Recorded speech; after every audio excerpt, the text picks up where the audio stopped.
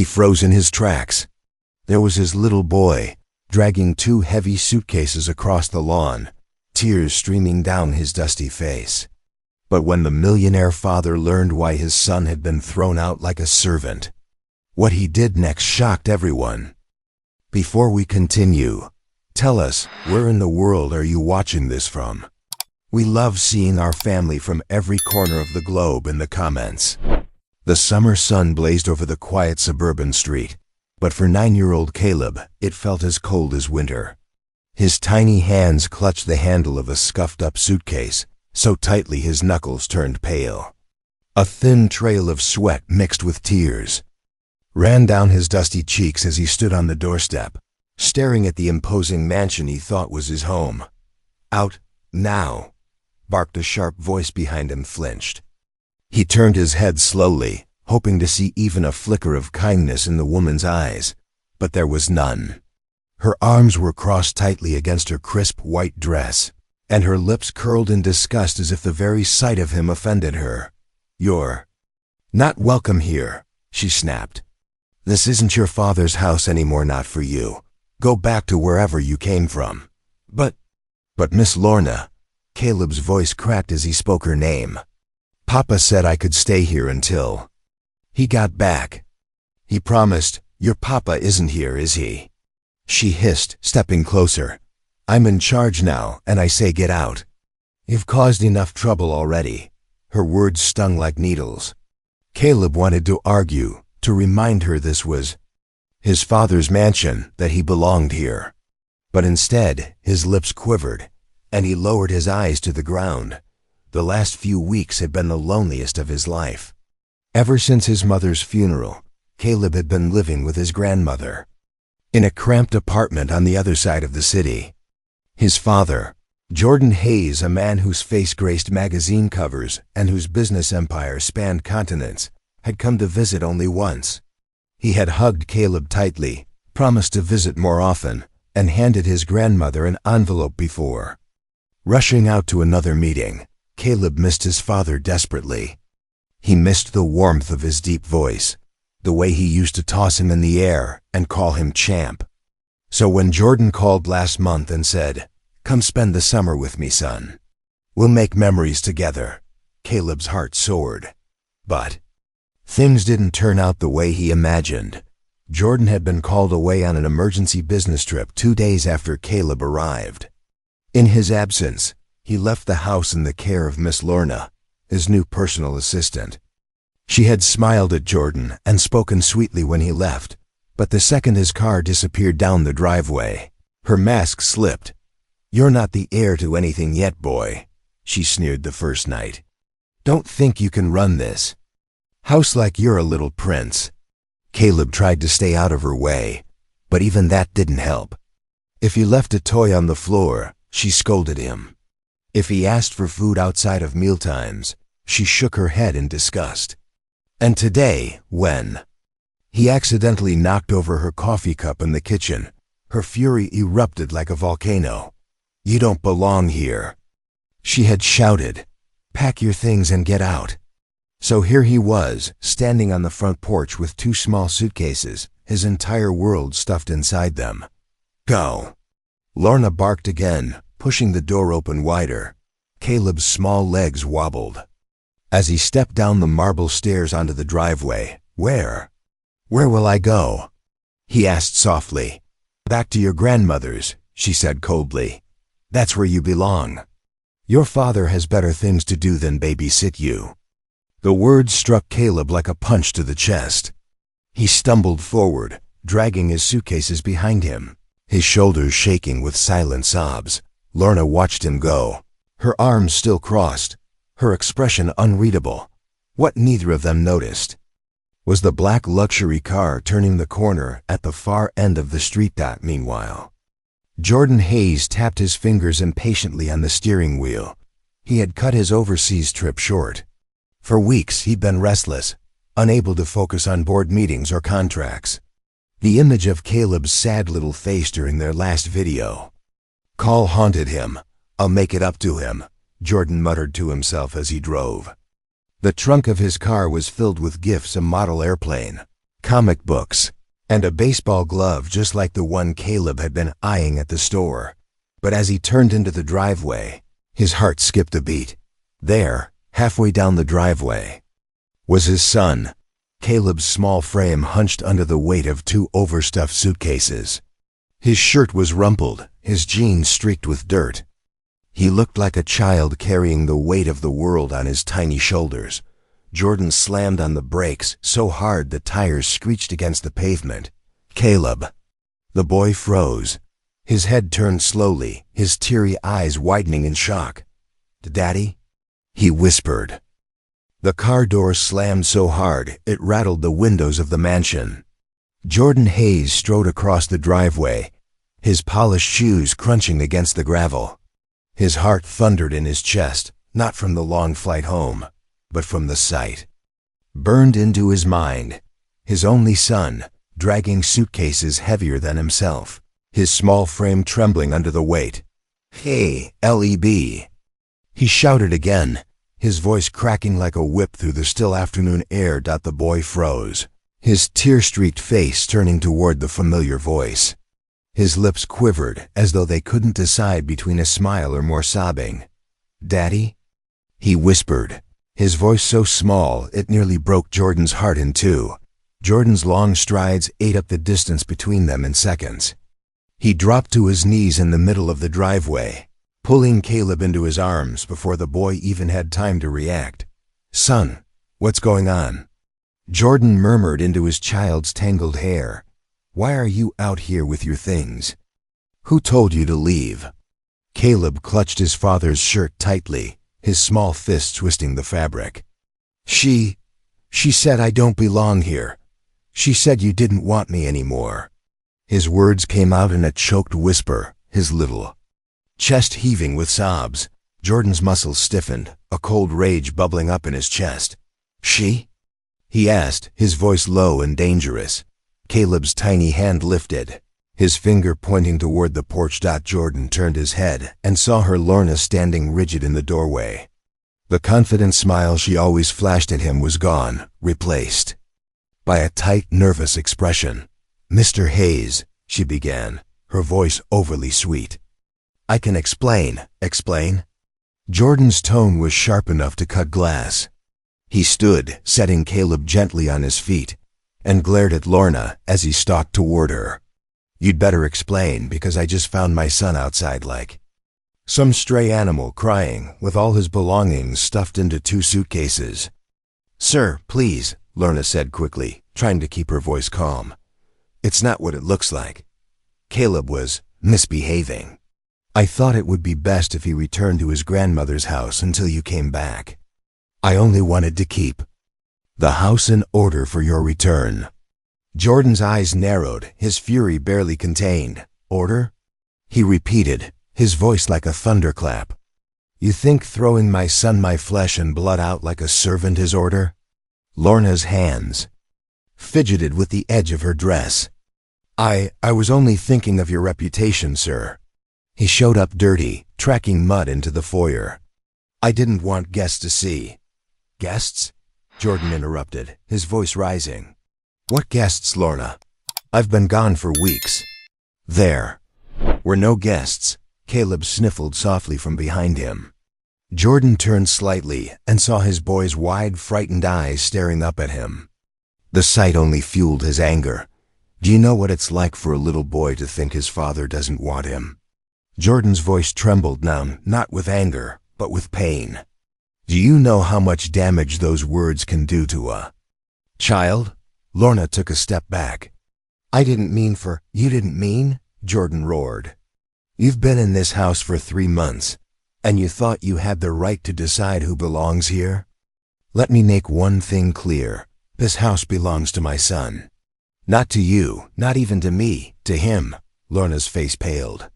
"Sir, please, I'm sorry. I was only trying to save it." Jordan's voice was ice now. "Pack your things. You're leaving this house today." Lorna's mouth dropped open. You can't be serious. Mr. Hayes, I've worked for you for years." "Exactly," Jordan cut her off.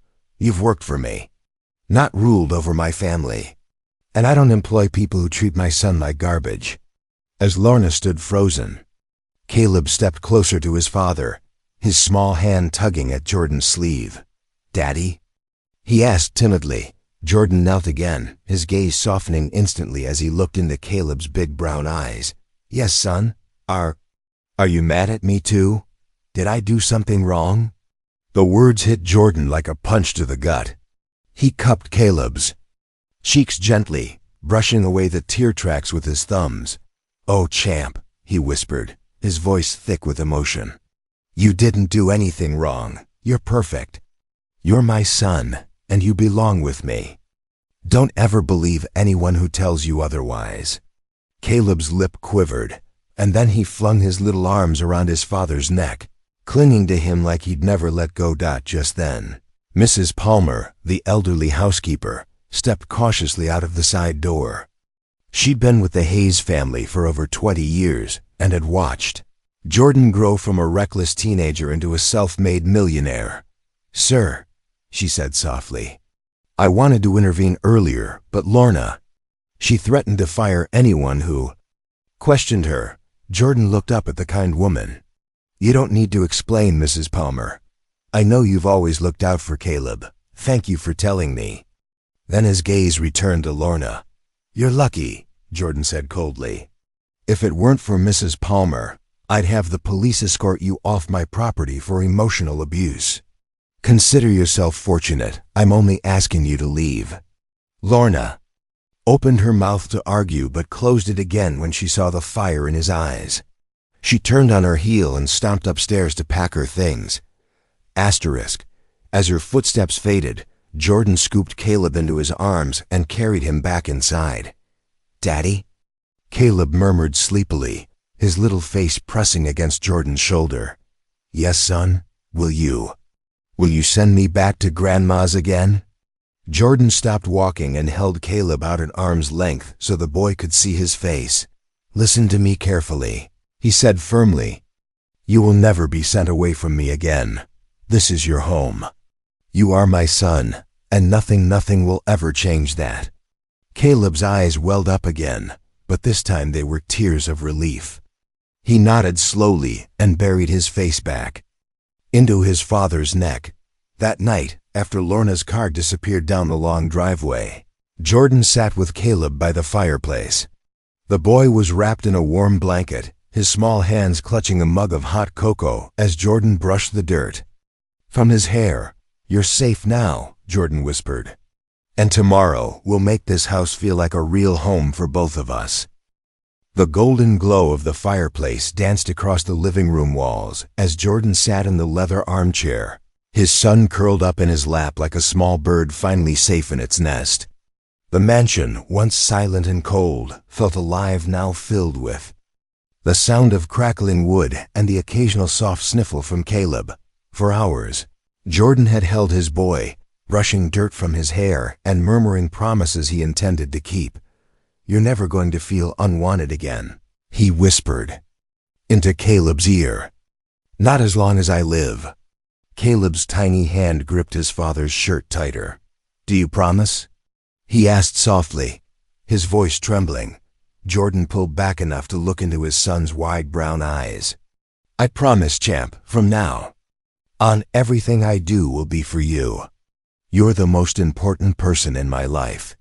That night, after Caleb had fallen asleep wrapped in a warm blanket on the couch, Jordan stood staring out the window at the sprawling estate beyond. The moonlight illuminated the manicured lawns, the fountain, the expensive cars in the garage. "What's the point of all this?" he thought bitterly, "if my own son doesn't feel loved here?"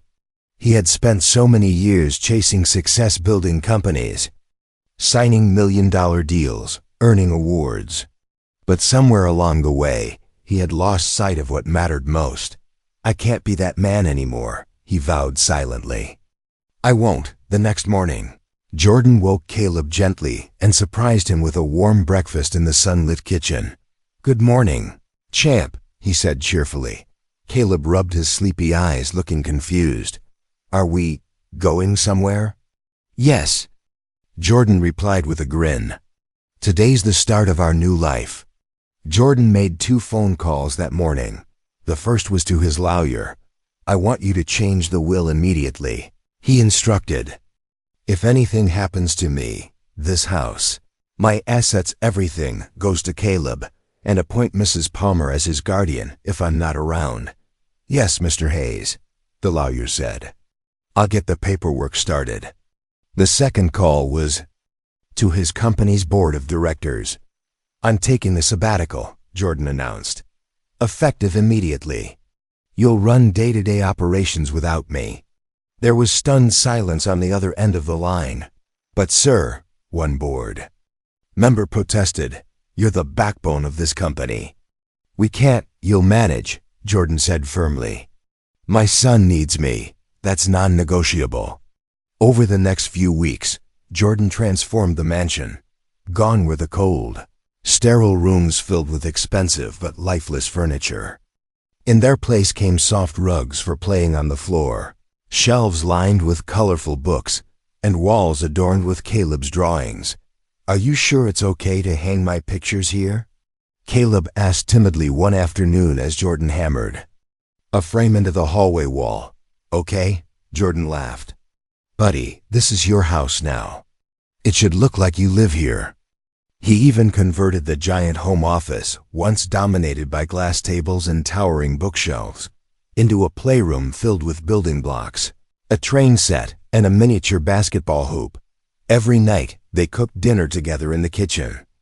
Caleb loved cracking eggs into bowls while Jordan chopped vegetables and told stories about his own childhood. "I used to think money was everything," Jordan admitted one evening as they shared a plate of spaghetti. "But I was wrong. You're my everything, son." One Saturday morning, Jordan surprised Caleb again. "Get dressed," he said with a twinkle in his eye. "We're going on an adventure." They drove for nearly an hour until they reached a small orphanage on the edge of the city. The building was old but cheerful, with kids playing soccer in the dusty yard. "Why are we here?" Caleb asked curiously. Jordan knelt down to his son's level. "When I saw how badly you were treated, it made me realize there are other kids out there who feel unwanted too. I want us to help them, together." Inside, Jordan spoke with the headmistress and wrote a large check to fund renovations, new supplies, and better care for the children. But he didn't stop there. "Caleb and I will visit every week," he promised. "These kids deserve to know they're loved too." As they left, Caleb held his father's hand tightly. "I like helping them, Daddy," he said with a shy smile. Jordan's chest swelled with pride. "Me too, champ, me too." Months passed, and the mansion that had once felt empty now echoed with laughter and warmth.